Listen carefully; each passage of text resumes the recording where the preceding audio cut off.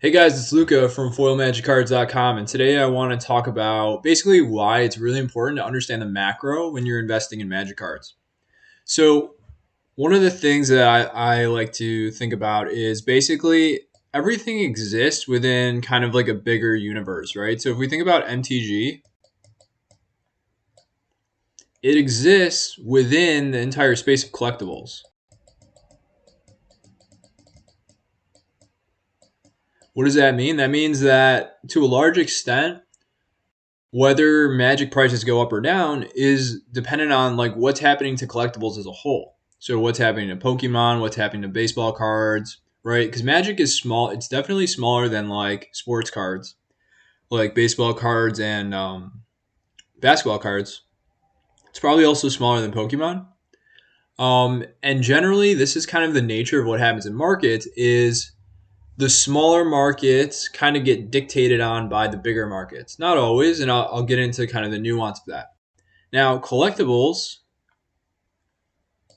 it's let's just say like all financial assets, right?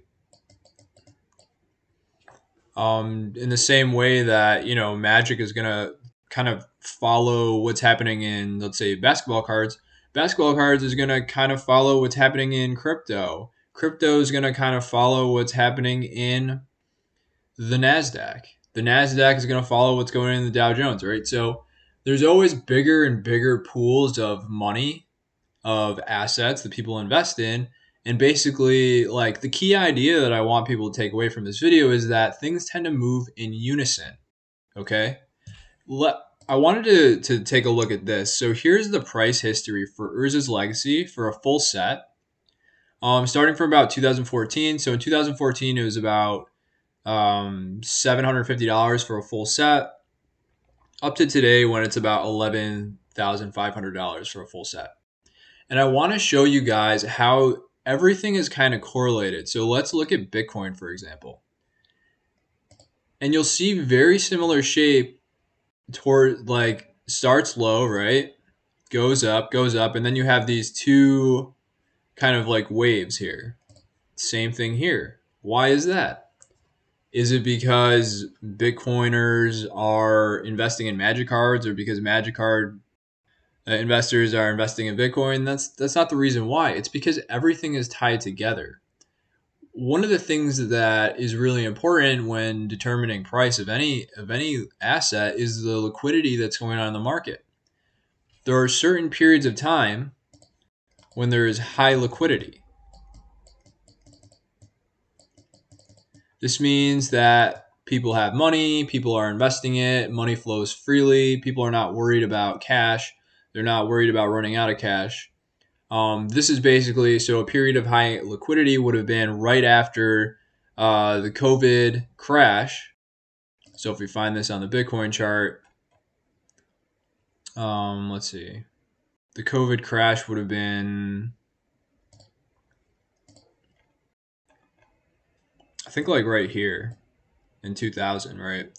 So it crashed down to 3,000, and then the Fed said, okay, we're gonna create liquidity. That either means they're going to buy bonds or other assets, and it means that the government is going to hand out checks and give support to businesses and individuals, right? So that means there's a flood of money that comes into the system.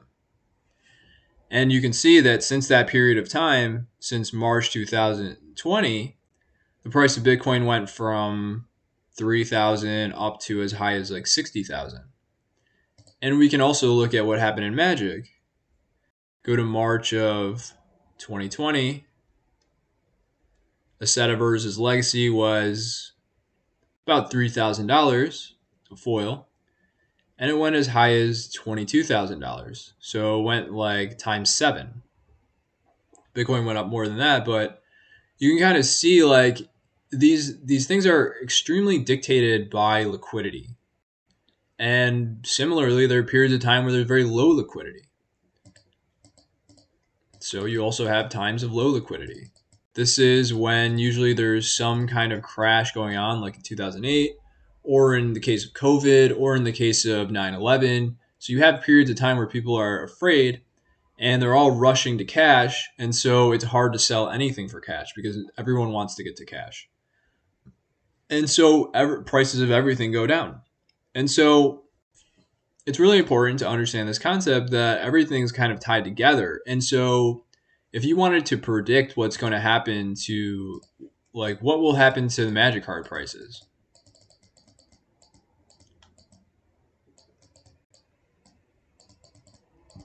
I'd say about 60% of the battle is understanding like macro.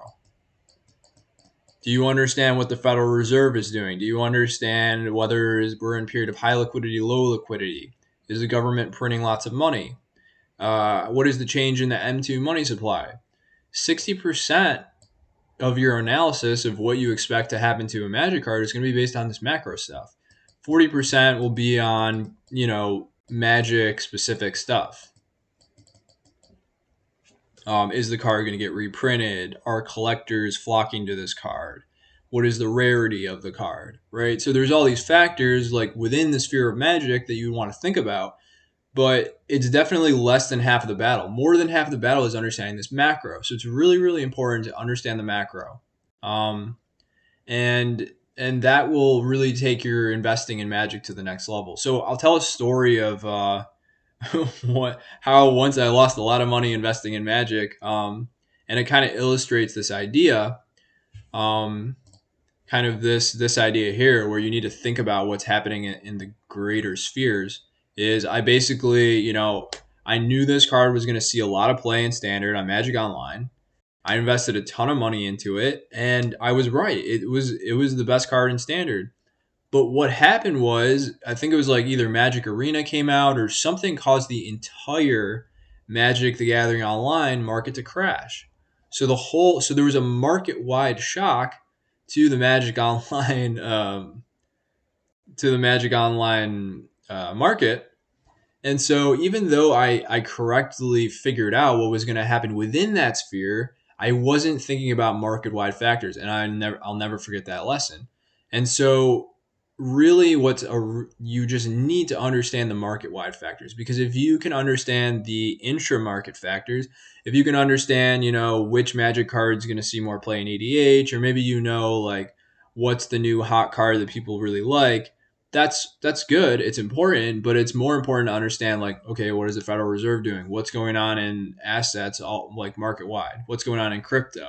What's going on in the stock market? Well, is there liquidity in the system? Is there no liquidity in the system? So these are really the key ideas you need to understand, and ties into kind of like Federal Reserve policy, inflation, and all that stuff. And maybe I'll get into that more of it in another video. But I just wanted this to be kind of a quick video and to explain, like, these are the really important things that you need to think about. And remember, 60% of your Magic investments are going to be based on the macro. So it's really important to understand this macro stuff. Thanks for watching the video. I hope it was informative, and I hope to see you guys in the next video.